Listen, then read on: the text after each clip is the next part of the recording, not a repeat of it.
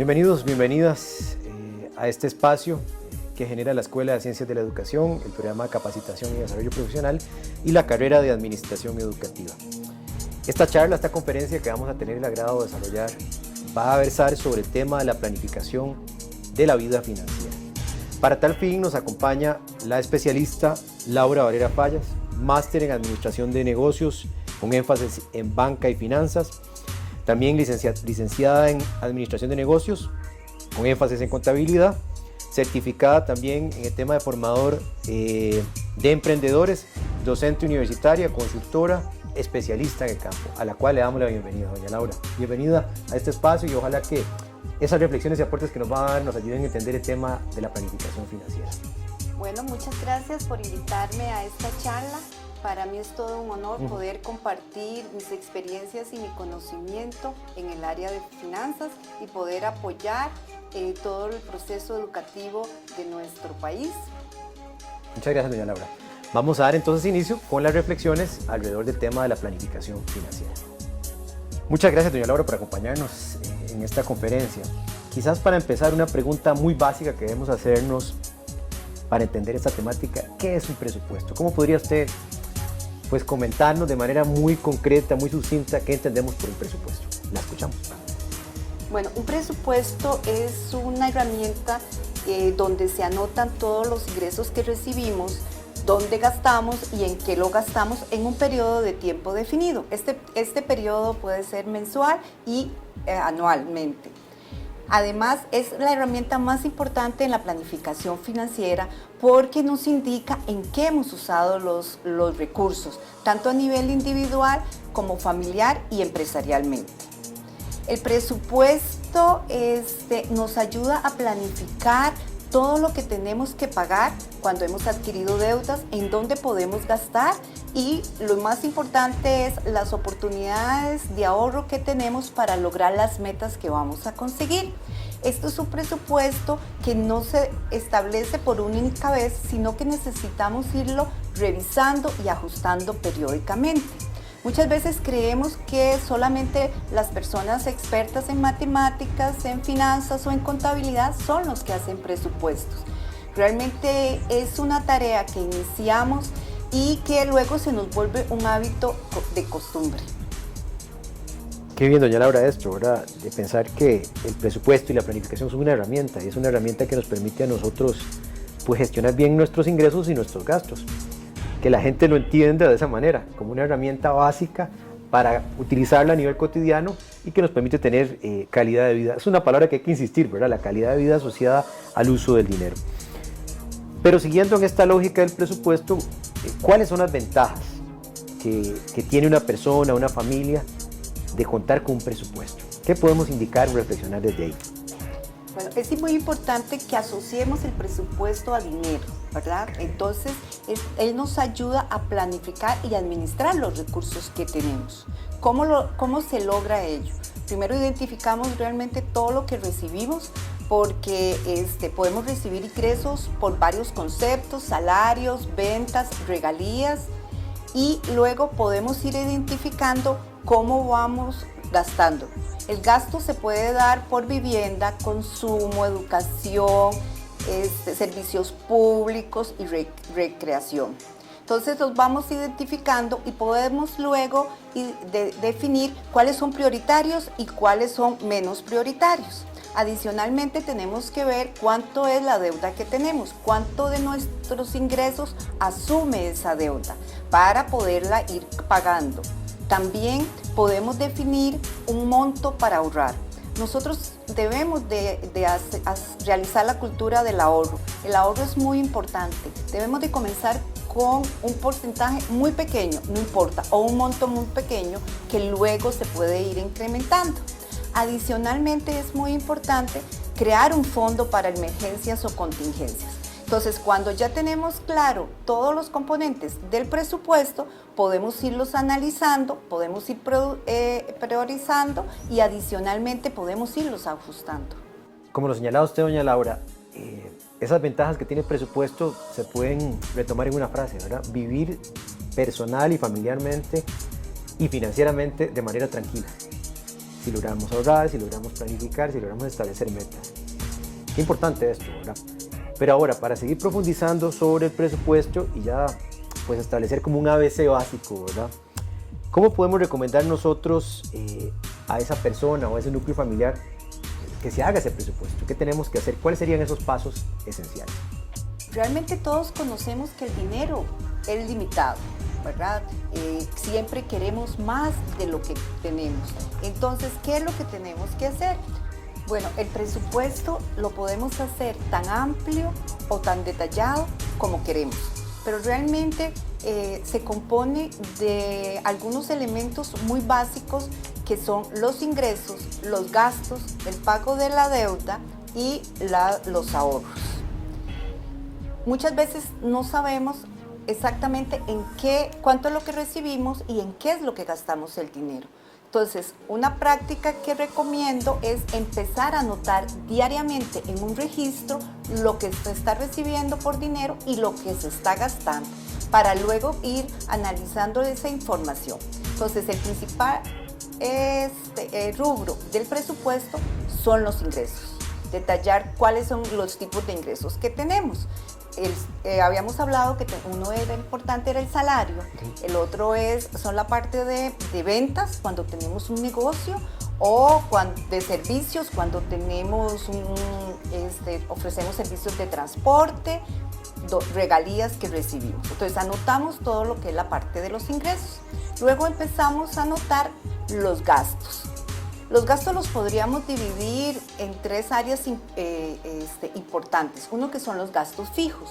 Esos son los que siempre tenemos que pagar. Digamos, el alquiler, una colegiatura que nos hemos comprometido, un mantenimiento que nos hemos adquirido. Y entonces luego vienen los gastos variables. ¿Cuáles son estos gastos variables? Son siempre importantes, que son ellos la alimentación, el transporte, los servicios públicos, la educación, y después tenemos los otros tipos de gastos, que son los gastos discrecionales, o que a veces podemos darnos este lujo de tenerlos, o a veces no podemos tenerlos. ¿Cuáles son ellos? Los de la recreación, salir a comer, ir al cine, ir a la playa, tener esos gustos o deseos que todos los tenemos siempre. Pero recuerden que son los que están en tercer nivel, y cuando el presupuesto es importante ajustarlo, ese es el rubro que vamos a ajustar. Luego también tenemos que identificar la deuda, cuánto es lo que debemos, cuánto es nuestro pago mensual, tanto de la cuota como del interés, y lo anotamos en el presupuesto. Luego viene lo que es la parte del ahorro. Algunas personas se les hace difícil ahorrar, entonces lo incluyen dentro del presupuesto como un rubro fijo, para ya no contar con él, sino saber que tienen esa meta de ahorro, y entonces se incluye. Entonces sumamos por un lado los ingresos, y luego sumamos por el otro lado los gastos, la deuda y el ahorro, las metas de ahorro. Eso nos da una diferencia. Sumamos ingresos, restamos gastos y nos da un resultado. Ese resultado puede ser positivo, puede ser negativo o puede ser cero. Si el resultado es cero, estamos con alguna dificultad si no hemos incluido una meta de ahorro o un fondo de emergencias. ¿Por qué? Porque cuando se da algún imprevisto, no tenemos el dinero para asumir ese gasto. Cuando es negativo, definitivamente hay que reducir los gastos. A nivel de negocio muchas veces se recomienda, hay que ir a buscar ingresos, pero cuando estamos hablando de las finanzas familiares, o buscamos otro trabajo o reducimos gastos. La primera recomendación es reducir los gastos. Entonces ahí empezamos a ver cuáles son los tipos de gastos, cuánto impactan estos gastos en cada uno de esos rubros, y qué porcentaje o relación van teniendo con los ingresos. Y cuando el resultado es positivo, ahí es donde se nos vuelve un impulsador, un motivador, porque podemos empezar a establecer esas metas de ahorro. Metas de ahorro para mejorar nuestra educación, metas de ahorro para viajar, metas de ahorro para poder comprar o cambiar el carro que tenemos, para poder arreglar la casa, o comprar la casa. Entonces, es muy importante ese resultado y darle seguimiento a cada uno de los componentes. Luego de ver esos aspectos claves, esenciales para construir ese presupuesto, doña Laura, quizás es importante darle a la gente recomendaciones para planificar esa vida financiera, pensando sobre todo tener una vida económica saludable, integral, pertinentes tanto a nivel personal como desde el núcleo familiar. ¿Qué nos puede decir ahí? ¿Qué recomendación le podríamos dar a docentes, a personas, a cualquier ciudadano ahora que le interese aprender sobre temas financieros? Lo más importante es empezar a utilizar esta herramienta del presupuesto. Inicialmente podemos asustarnos cuando ponemos todo lo que queremos, todo lo que deseamos y vemos que los ingresos realmente no nos alcanzan. Entonces, de ahí es donde tenemos que iniciar con la planificación y la administración financiera. Una recomendación es que nunca debemos de gastar más de lo que recibimos. Eso es muy importante, porque de lo contrario, ¿qué es lo que sucede? Tenemos que ir a buscar deudas, préstamos en las asociaciones, préstamos en alguna financiera, que son para los gastos cotidianos y eso llega a desmejorar nuestra situación financiera. Lo otro importante es volvernos compradores inteligentes. ¿Qué son los compradores inteligentes? Nunca comprar compras por impulso. Las compras por impulso realmente tenemos que ver que muchas veces no las necesitamos. Adicionalmente, siempre debemos preguntarnos, ¿esto que voy a comprar o esto que voy a pagar es una necesidad, es un gusto o es un deseo?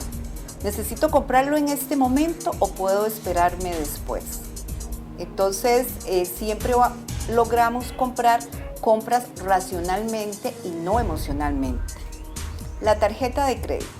Recordemos que la tarjeta de crédito es un instrumento de pago, no es un instrumento para financiarse. ¿Qué es lo que tenemos que hacer? Cada mes, cuando llega el estado de cuenta de la tarjeta de crédito, tenemos que pagarla de contado, porque si no la pagamos de contado, empezamos a endeudarnos. Muchas veces hemos tenido que utilizar la tarjeta de crédito para alguna compra y empezar el endeudamiento. ¿Qué es entonces la recomendación que les puedo dar? Es no pagar el monto mínimo de la tarjeta. Hay que pagar más que el monto mínimo. ¿Por qué? Para ir pudiendo salir poco a poco de esa deuda.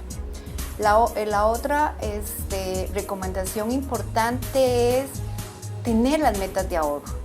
Tenemos que crear esta cultura de ahorrar y no de gastar todo lo que recibimos. Como les había indicado, es importante empezar con poco y luego irlo incrementando.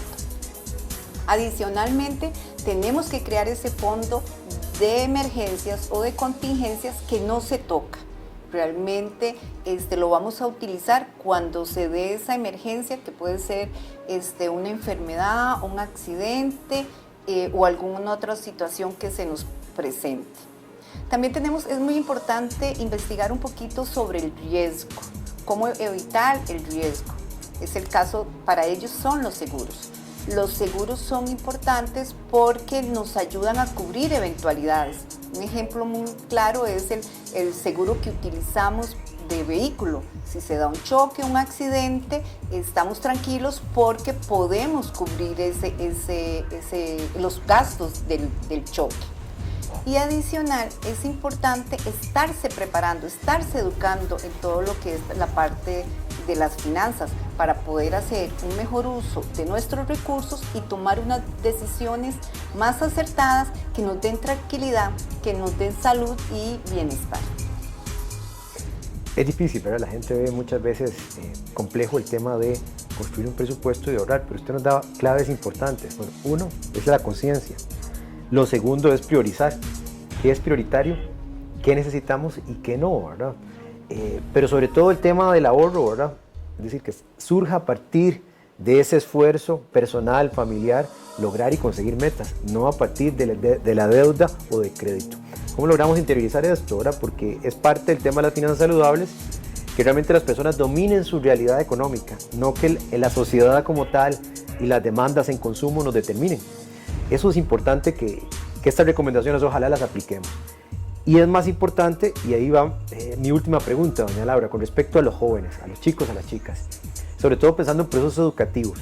¿Por qué es importante que ellos conozcan sobre la planificación financiera, sobre el presupuesto, pensando en que tengan a futuro una vida integral en términos económicos?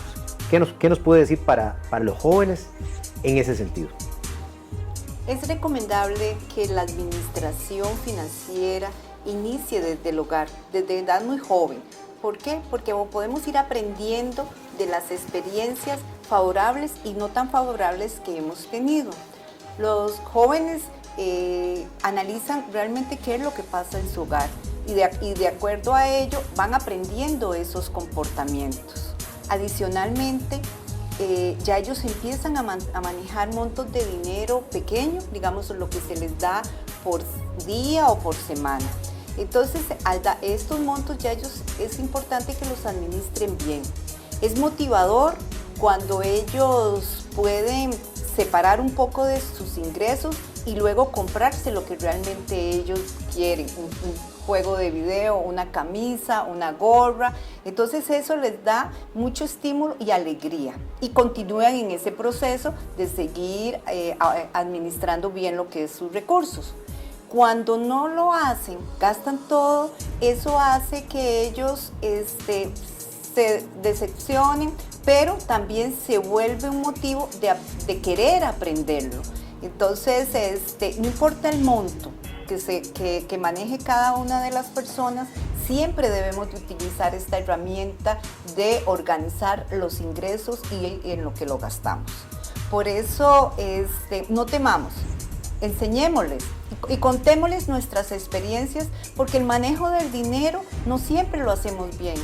Muchas veces adquirimos deudas con tarjetas de crédito y luego vemos cómo pudimos salir del pago de esas tarjetas o de esos créditos, o de que no teníamos dinero a veces ni siquiera para pagar los pasajes que necesitamos. Entonces, todas esas experiencias son oportunidades de mejora para fortalecer las buenas, para cambiar algunos comportamientos y para desarrollar estrategias en bienestar siempre de la persona y de la familia. Aquí es importante, ¿verdad?, que el tema de las finanzas es una socialización que empieza desde el núcleo familiar, tiene que complementarse con esas experiencias que usted nos señala, doña Laura, son experiencias prácticas que desde el sistema educativo también se impulsan, ¿verdad?, pero es algo permanente, ¿verdad? Y es esencial trabajar en esto para que los chicos, las chicas y los jóvenes a futuro pues tengan mejores condiciones de vida. En esta charla, doña Laura, hemos conversado de qué es un presupuesto, cuáles son las ventajas de manejar un presupuesto, identificamos aquellas etapas claves del mismo, se le dieron recomendaciones a las personas para que sepan cómo utilizar y construir un presupuesto de una manera integral. Pero usted me comentaba dar un ejemplo, una situación que usted ha vivido, ¿verdad? Y con eso quisiera que cierre, ¿verdad?, con ese ejemplo y ese gran cierre en términos de pensar, de soñar en unas finanzas saludables.